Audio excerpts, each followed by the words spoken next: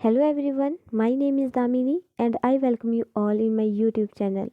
हम लोग कर रहे हैं जनरल साइंस के वेरी इंपॉर्टेंट क्वेश्चंस, जिसमें हम लोगों ने एक सीरीज़ तैयार की है। हम लोग टॉप 500 क्वेश्चंस इसमें डिस्कस कर रहे हैं। 87 क्वेश्चन हम लोग कर चुके हैं, आज 88 क्वेश्चन हम लोग करने वाले हैं। तो चलिए स्टार्ट करते हैं आज की वीडियो। फर्स्ट क्वेश्चन इज, जैविक घड़ी का कार्य करने वाली ग्रंथि है पिनियल ग्रंथि। जैविक घड़ी मीन्स हमें पता है हमें रात को नींद आती है, सुबह होते ही हम लोग जाग जाते हैं। तो अगर टाइमली हम लोगों को नींद आ रही है रात को और सुबह हम लोग जाग रहे हैं, ये जैविक घड़ी है। तो इसको कंट्रोल करने का काम कौन सी ग्लैंड करती है? उस ग्लैंड का नाम है पिनियल ग्लैंड। स्तनी में बीएमआर नियंत्रित करने वाला हार्मोन है थायरॉक्सिन। स्तनी में यानी कि मैमल्स में, स्तनी कौन है? मैमल्स। तो मैमल्स में बेसिक मेटाबॉलिक रेट को कंट्रोल कौन सा हार्मोन करता है? Thyroxine hormone. मेटाबॉलिक रेट मतलब कि किसी भी फंक्शन को करने में कितनी एनर्जी यूज़ हो रही है, उसे बोलते हैं हम उसका मेटाबॉलिक रेट। तो उसको कंट्रोल कौन सा हार्मोन करता है? थायरॉक्सिन। नारी विकास हार्मोन होता है एस्ट्रोजन। देखिए, दो तरह के हार्मोन हैं।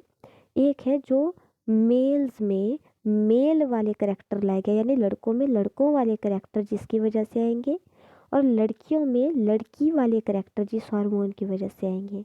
तो लड़का लड़का है, लड़के में दाढ़ी आ रही है, मूंछ आ रही है, उनके बॉडी का स्ट्रक्चर लड़कियों से बिल्कुल अलग है, उनकी आवाज़ बिल्कुल अलग है। ये किसी न किसी हार्मोन का कमाल है। तो उस हार्मोन का क्या नाम है?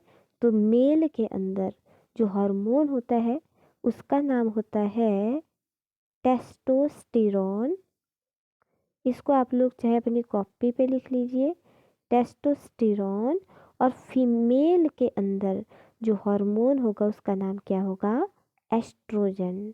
याद रखना, मेल के अंदर जो हार्मोन है जिसकी वजह से मेल के अंदर मेल के करेक्टर हैं उसका नाम है टेस्टोस्टेरॉन। और फीमेल के अंदर जो हार्मोन है जिसकी वजह से लड़की में लड़की वाले ही करेक्टर होते हैं उसे बोलते हैं हम लोग एस्ट्रोजन। भोजन में आयोडीन की कमी से होने वाला रोग है गायटर, जिसे हम लोग घेंघा रोग भी बोल देते हैं।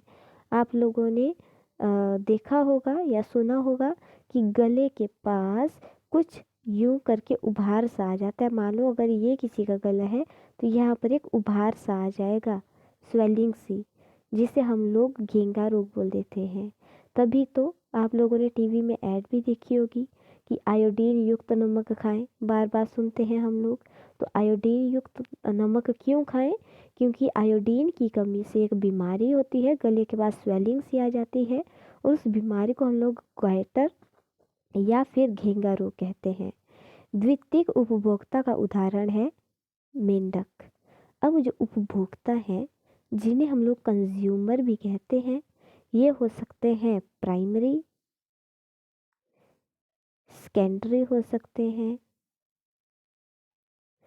टर्शरी हो सकते हैं। तो प्राइमरी उपभोक्ता यानी प्राइमरी कंज्यूमर कौन हुआ? जो डायरेक्टली प्लांट से अपना भोजन लेता है। अगर हम एग्जाम्पल देखें तो हिरन है, राइट। हिरन डायरेक्टली ले रहा है प्लांट से भोजन, तो कैसा कंज्यूमर होगा? प्राइमरी। टिड्डा होता है ना, टिड्डा, वो भी कैसा होगा? प्राइमरी कंज्यूमर होगा, ऐसा वाला, राइट। ऐसा सा स्ट्रक्चर होता है उसका, टिड्डे का। ग्रास हॉपर जिसको हम लोग बोल देते हैं, ग्रीन ग्रीन कलर का। तो ये जो ग्रास हॉपर है ये भी डायरेक्टली प्लांट से सकिंग करेगा उसका जूस, तो वो कैसा हुआ? Primary consumer. अब टिड्डे को कौन खाता है? मेंढक खाता है ना, तो वो कैसा उपभोक्ता हुआ, कैसा कंज्यूमर हुआ? Secondary consumer. तो सेकेंडरी कंज्यूमर का एक एग्जाम्पल है, उसका नाम आ जाएगा मेंढक। और भी बहुत सारे एग्जाम्पल हैं जो डायरेक्टली उन ऑर्गेनिज्म से अपना फूड लेते हैं जो डायरेक्टली पौधों से भोजन ले रहे थे, तो उन्हें हम सेकेंडरी उपभोक्ता बोल देंगे। मानव शिशु में अश्रु ग्रंथियां सक्रिय होती हैं जन्म के 4 माह बाद, यानी कि जब बच्चे का जन्म होता है उसके 4 महीने तक जब बच्चा रोएगा तो उसके आंसू नहीं निकलते।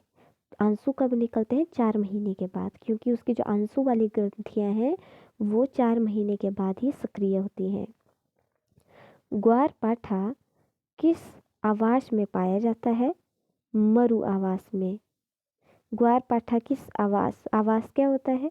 ऐसा स्थान जहाँ पर कोई ऑर्गेनिजम्स रहते हैं, उसे ही हम उसका हैबिटेट यानी आवास बोल देते हैं। मरु आवास मतलब रेगिस्तान वाला। ओके। मेंडल ने किस पादप पर प्रयोग किए थे? तो मटर के पौधे पर उन्होंने प्रयोग किए थे। 10th क्लास में भी आपने हेरिडिटी चैप्टर में ये चीज़ पढ़ी है कि जो मेंडल थे उन्होंने एक पौधा है मटर का पौधा, उसके ऊपर प्रयोग किए थे, एक्सपेरिमेंट किए थे। बरगद है आवृत बीजी। पादप भोजन बनाने में गैस ग्रहण करते हैं। कार्बन डाइऑक्साइड हमें पता है। जो पौधे हैं वो कौन सी गैस ग्रहण करते हैं, लेते कौन सी है? कार्बन डाइऑक्साइड, और छोड़ते कौन सी है? Oxygen gas. निम्न में से किस में कायिक जनन होता है? पत्थर चट्टा, आलू, गुलाब, इन सब में ना कायिक जनन होता है। पुष्प में जननांग है पुंकेसर। जो फ्लावर्स हैं, फ्लावर्स में होता है एक तो मेल वाला पार्ट, एक होता है फीमेल वाला पार्ट। जो मेल वाला पार्ट है उसमें प्रेजेंट होता है ये पॉलन है, पॉलन ग्रेन, एंथर है सॉरी, ये है फिलामेंट। आप लोगों ने फूल देखा है गुलाब का? गुलाब के फूल के अंदर आप लोग देखेंगे जो पत्तियां होती है ना, बाहर पत्तियां, पत्तियों के ठीक अंदर कुछ यूं छोटे छोटे स्ट्रक्चर आपको दिखेंगे। तो ये जो छोटे छोटे स्ट्रक्चर हैं, इन्हीं स्ट्रक्चर को हम लोग बोल देते हैं एंथर एंड फिलामेंट। इस एंथर के अंदर प्रेजेंट होते हैं पॉलन ग्रेन्स। क्या होते हैं इसमें? पॉलन ग्रेन्स, जो कि मेल वाला रिप्रोडक्टिव पार्ट होता है। वहीं जो फीमेल वाला रिप्रोडक्टिव पार्ट होगा इसमें प्रेजेंट होगा स्टिग्मा, स्टाइल एंड ओवरी।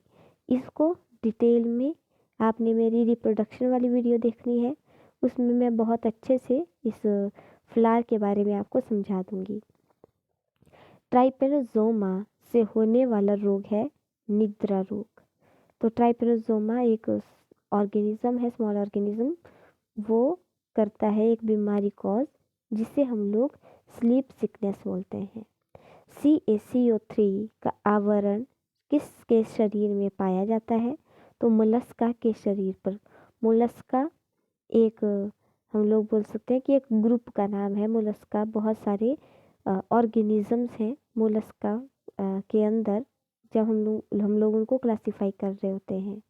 तो मोलस्का एक प्रकार के ऑर्गेनिज्म है जो समुद्र के अंदर रहते हैं, लोअर ऑर्गेनिज्म है। ठीक है। तो इनके बॉडी के बाहर आवरण CaCO3, आपको हाँ एग्जाम्पल बहुत अच्छा दूंगी मैं आपको। सीप पता है ना आप लोगों को? सीप जिसको हम लोग बोलते हैं, आप लोगों ने देखा है कोई ऐसा ऑर्गेनिज्म?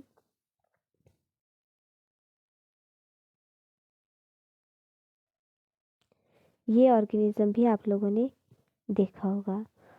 तो ये जो बाहर से आउटर कवरिंग है, इसे ये है कैल्शियम कार्बोनेट की होती है ये। वैसे ही आप लोगों ने देखा होगा कि समुद्र के अंदर सीप प्रेजेंट होती है, कुछ यूं हार्ड सा स्केलेटन होता है प्रेजेंट। इस हार्ड स्केलेटन के अंदर रहता है ऑर्गेनिज्म। तो ये जो हार्ड हार्ड स्केलेटन है किस चीज़ का बना है?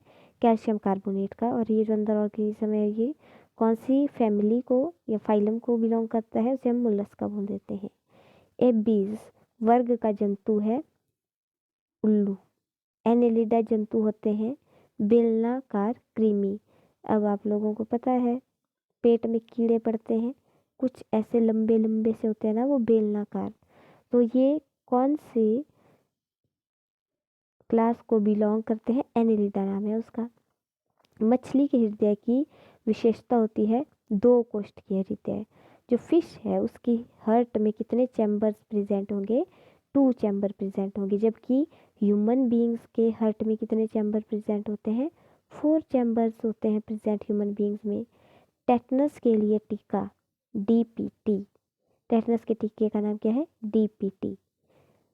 होशियाकार कोशिका रक्तहीनता रोग होने के कारण है ऑक्सीजन की कमी। मानव कंकाल में कुल अस्थियां होती है, तो स्केलेटन में कितनी बोन्स प्रेजेंट है? 206। एक नवजात शिशु के जन्म के समय कितनी हड्डियां होती हैं?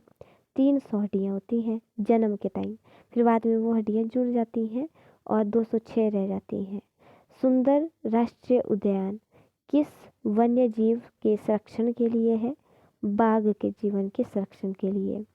मलेरिया के उपचार में प्रयुक्त एंटीबायोटिक दवाई है क्लोरोक्विन। इसको आपने ना अंडरलाइन करनी, इसको याद रखना है आप लोगों ने। प्रथम क्लोन किस वस्तु का बनाया गया था, किस जंतु का बनाया गया था? मेंढक का। भोजन में लौह तत्व की कमी से होने वाला रोग है एनीमिया। हमें पता है खून में क्या चीज़ प्रेजेंट होती है? आयरन प्रेजेंट होता है। तो आयरन यानी कि लौह तत्व, तो आयरन की कमी से कौन सा रोग होता है? खून की कमी, जिसे हम एनीमिया बोलते हैं। तभी तो अगर किसी में खून की कमी हो जाए तो उन्हें आयरन की दवाइयाँ दी जाती है खाने के लिए। ऊंट के कुब्बड़ का निर्माण किस उत्तक से होता है?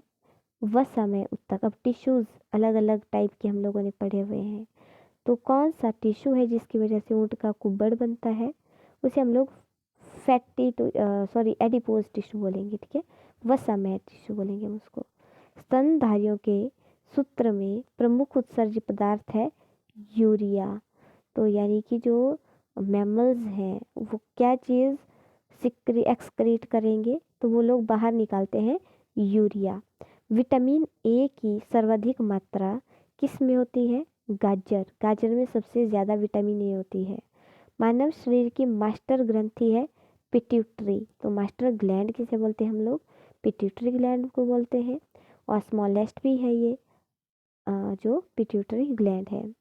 मानव में अंडे का निषेचन कहाँ होता है? फैलोपियन ट्यूब में।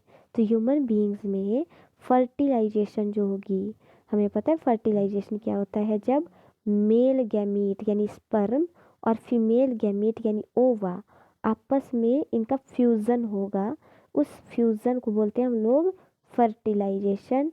और इंग्लिश में बोलते हैं फर्टिलाइजेशन, हिंदी में बोलते हैं निषेचन। तो ये फर्टिलाइजेशन कहाँ होता है? ये होता है फैलोपियन ट्यूब में। आप लोगों ने फीमेल रिप्रोडक्टिव सिस्टम देखा होगा। कुछ मैं रफ डायग्राम बना रही हूँ यहाँ पर। कुछ यूं सा दिखता है फीमेल रिप्रोडक्टिव सिस्टम जब हम लोग उसका स्ट्रक्चर बनाते हैं। बिल्कुल रफ डायग्राम है ये, इसको आप लोगों ने इग्नोर करना है। वैसे इसकी रफनेस को कुछ यूं सा स्ट्रक्चर दिखता है हम लोगों को ओवरी का। तो यहाँ पर होती है फैलोपियन ट्यूब। तो यहाँ फैलोपियन ट्यूब के अंदर होती है फर्टिलाइजेशन। एक स्वच्छ व्यक्ति का सामान्य रक्तचाप होता है, यानी कि जो नॉर्मल ह्यूमन बीइंग्स होंगे, कोई बीमारी नहीं है उनको, एक स्वस्थ व्यक्ति जो होगा उसका बीपी कितना होता है? तो ये होगा 120/80 मिलीमीटर। कभी भी 80/120 पे टिक मार्क करके नहीं आना आपने, हमेशा सही आंसर क्या होगा? 120/80। रुधिर में ऑक्सीजन के परिवहन का वाहक है हीमोग्लोबिन। रुधिर मीन्स ब्लड। तो ब्लड में हमें पता है हम लोगों ने ऑक्सीजन सांस से तो अंदर ले ली, अब अंदर तो चली गई सांस के थ्रू ऑक्सीजन, अब ये बॉडी के हर एक पार्ट तक पहुंचनी चाहिए। तो ये कैसे जाए पहुंचेगी हर एक पार्ट के पास? ब्लड के थ्रू। तो ब्लड में ये जो ऑक्सीजन है वो कहाँ पर जुड़ती है? तो उसका नाम होता है हीमोग्लोबिन। तो हीमोग्लोबिन के साथ जुड़ेगी वो ऑक्सीजन। मानव शरीर में उपस्थित जल की मात्रा है 70 से 80%। जनन अंगों के सही ढंग से कार्य करने में मदद हेतु तत्व है, आवश्यक तत्व है मैंगनीज। ताकि जनन अंग ढंग से कार्य कर सके तो सबसे ज़्यादा ज़रूरत किस एलिमेंट की होती है? मैंगनीज। कोशिका की अनियंत्रित वृद्धि होने से होने वाला घातक रोग है कैंसर। अगर ना किसी सेल की अनियंत्रित वृद्धि हो कि हमारे कंट्रोल में ही ना हो, तो उसे हम फिर कैंसर नाम दे देते हैं। रक्त के हीमोग्लोबिन में कौन सी धातु होती है? हमें पता है खून में कौन सा जो एलिमेंट है वो कौन सा मेटल प्रेजेंट होता है? आयरन। लोहा। दांतों का एनिमल बनने में सहायक खनिज है फ्लोरीन। दांतों की कवरिंग आपको पता होगा। और हार्डेस्ट पार्ट होता है हमारी बॉडी का एनिमल, दांतों के बाहर की जो कवरिंग होती है। तो इसको बनाने में कौन सा खनिज हेल्प करता है? फ्लोरीन। विटामिन सी में पाए जाने वाला अम्ल है एस्कॉर्बिक एसिड। विटामिन सी में कौन सा एसिड प्रेजेंट होता है? Ascorbic acid. विटामिन ई की कमी से कौन सा रोग होता है? नपुंसकता। विटामिन अगेन बोल रही हूँ मैं आप लोगों को कि विटामिन वाली वीडियो ज़रूर देखिए, ये सारी चीज़ें वहाँ पर क्लियर हो जाएंगी आपको। शरीर में सबसे अधिक पाए जाने वाला प्रोटीन है कोलेजन। शरीर में सबसे ज़्यादा कौन सा प्रोटीन पाया जाता है? कोलेजन। शरीर में ऊर्जा प्राप्त करने का सबसे अच्छा स्रोत कौन सा है? ग्लूकोज। जंतुओं के शरीर में अधिक पाए जाने वाला महत्वपूर्ण खनिज है फास्फोरस और कैल्शियम। तो सबसे ज़्यादा पाए जाते हैं ये खनिज हमारी बॉडी में। तभी तो बोलते हैं, सुना है ना आपने कि कैल्शियम की गोलियां खाओ, क्योंकि ये खनिज सबसे ज़्यादा होता है हमारी बॉडी में और हमें ज़रूरत होती है इसकी। विटामिन डी की कमी से वयस्कों में होने वाला रोग है ऑस्टियोमेलेशिया। क्या नाम है इसका? ऑस्टियोमेलेशिया। चिंटियों में, ये ना हड्डियों से रिलेटेड रोग होता है। चिंटियों में रक्षा के लिए पाए जाने वाला वसा है फॉर्मिक अम्ल। तो जो चिंटियाँ होती हैं, आंत है, आंत आप लोगों को पता होगा, अगर चींटी काट दे तो कितना अजीब सा दर्द होता है ना। तो वो किसकी वजह से होता है? क्योंकि उसमें होता है इनके डंक में एक एसिड, और उस एसिड का नाम क्या है? Formic acid. टुंडू रोग पाया जाता है गेहूं में।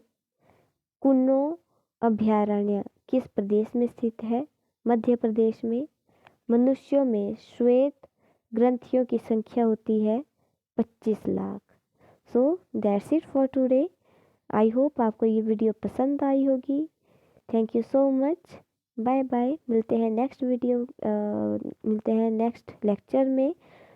तब तक please like share and subscribe my channel.